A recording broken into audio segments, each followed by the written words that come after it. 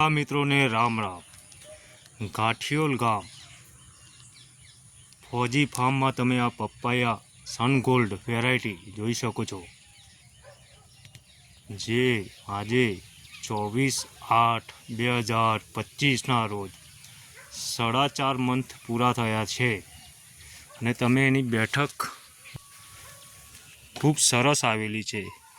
આપણે ખેડૂત ભાઈઓને હવે બાગાયત ખેતી તરફ વળવું જ પડશે, નહીં તો આપની સરકાર આપને લૂંટી લેશે।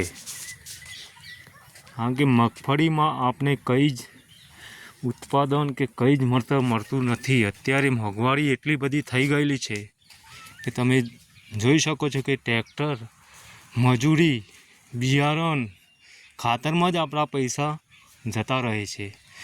જેથી કરીને તમામ ખેડૂત ભાઈઓને વિનંતી છે કે બાગાયત ખેતી તમારા જોડે 10 વીઘા હોય તો 5 વીઘા બાગાયત ખેતીમાં કરો અને 5 વીઘા તમે મગફળી, મકાઈ કે તે વાવી જુઓ અને પછી તમે એનું ટોટલ સરેરાશ મારી જોજો તો તમને લાગશે કે બાગાયત ખેતી કરવા લાયક છે।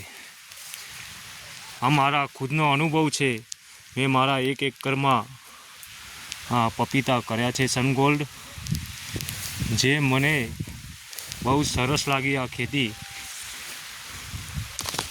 કારણ કે આમાં કોઈ જ મહેનત મજૂરી નથી, ઓનલી ફોર છોડને મોટો કરવો એ જ આપણે ખાસ એની ઉછેર રાખવાની છે। જેમાં આપણે બાળકને સાચવીએ તેમ આ છોડને સાચવવો પડે છે।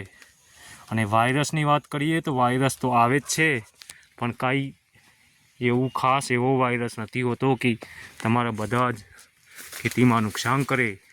તમારે એકરે 850-900 ડોકા હોય છે, એમાંથી લગભગ તમારે 600 ડોકા પણ ટકી ગયા તો તમને એ સરેરાશ બીજી ખેતી કરતાં આગળ જ લઈ જશે, એ હું મારું કહેવું છે। અને આમાં કંઈ જ નહીં, અમે આ જોઈ શકો છો, આમાં કંઈ જ ખર્ચો કર્યો નથી। આ અમુક જે વાયરસ છે એ આવે છે, પણ એના બાજુમાં અમે તરત આ નવા છોડોનું રોપણ કરી દીધેલું છે। તેથી આ ડોકાને હવે કટિંગ કરી દેવામાં આવશે અને આ તમે જોઈ શકો છો કે નવા છોડવા પણ અમે તૈયાર કરી દીધેલા છે બાજુમાં। તો એવું કંઈ જ નથી। લોકોને એક ભ્રમિતતા છે કે બાગાયતી ખેતીમાં મળતું નથી, કંઈ મળે જ છે આપણને, અને આપની દેખરેખ જરૂરી છે। આ જોઈ શકો છો બધી જ આ મારા ભાઈના પપીતા છે, જે 6-8 વીઘામાં કરેલા છે। તમે એમની પણ બેઠક જોઈ શકો છો, બહુ સરસ એવી બેઠક આવેલી છે, જોઈ શકો છો।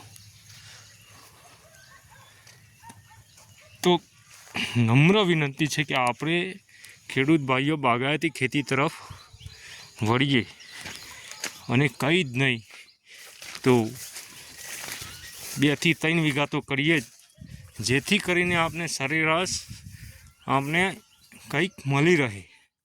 બાકી હવે ખેતી પદ્ધતિમાં ખર્ચો બહુ વધી ગયેલો છે, જેથી કરીને આપણા ખેડૂત ભાઈઓને કંઈ જ છેલ્લે સરવાળે કરવા જતાં કંઈ જ નથી મળતું। અને બેફામ વેપારીઓ આપણને લૂંટતા હોય છે કે જેનો આપણે પકવીને માર્કેટ સુધી લઈ જઈએ છીએ, પણ ભાવ આપણને મળતો નથી। તમે આ જોઈ શકો છો, બહુ સરસ બેઠક છે। તમે છોડની પણ હાઈટ આ બધું જોઈ શકો છો। તો મને તો અનુકૂળ રહ્યા પપીતા, પણ હવે તમે લોકો કોમેન્ટ કરીને બતાવો કે પપીતા તમને કેવા લાગ્યા, અને આમાં કોઈ ટ્રીટમેન્ટ કરવા જેવી હોય તો તમે જે જાણકાર હોય એ કહી શકો છો। અમે આ ઘાસની પણ દવા મારી હતી, પણ ઘાસ પાછો વરસાદ આવ્યો, પાછી હરિયાળી થઈ છે, પણ એમાં કાંઈ ઘાસ કંઈ નુકસાન કરતું નથી। તમે આ જોઈ શકો છો, આ વાયરસવાળા ડોકા છે એ કંઈ નહીં નિષ્ફળ થઈ ગયા છે, પણ એમના બાજુમાં અમે આ નવા છોડ નું રોપાણ કરી દીધેલું છે તેની જગ્યા કવર કરી લેશે. તો બધા ખેડૂત ભાઈઓને રામ રામ. અને તમે કોમેન્ટ કરીને જરૂર બતાવજો કે આમાં કઈ બીજી ટ્રીટમેન્ટ કરવાનીથી જો કંઈ એવું રહેતું હોય કે આ વાયરસ કે એનું કંઈ નિરાકરણ હોય તો જણાવી શકો છો, જેથી દરેક ખેડૂત મિત્રોને જાણ થાય કે નહીં આ કરવાથી આ થાય. કારણ કે અમે તો નવા છીએ, પણ આમાં પપીતામાં કઈ આપણા ખેડૂત ભાઈઓ જે ઘણા વર્ષોથી કરી રહ્યા છે તો એમનો અનુભવ લેવો જરૂરી છે. તો મારા બધા ખેડૂત ભાઈઓને વિનંતી છે કે આપણે બાગાયત ખેતી તરફ વળીએ. જય હિન્દ, જય ભારત, વંદે માતરમ.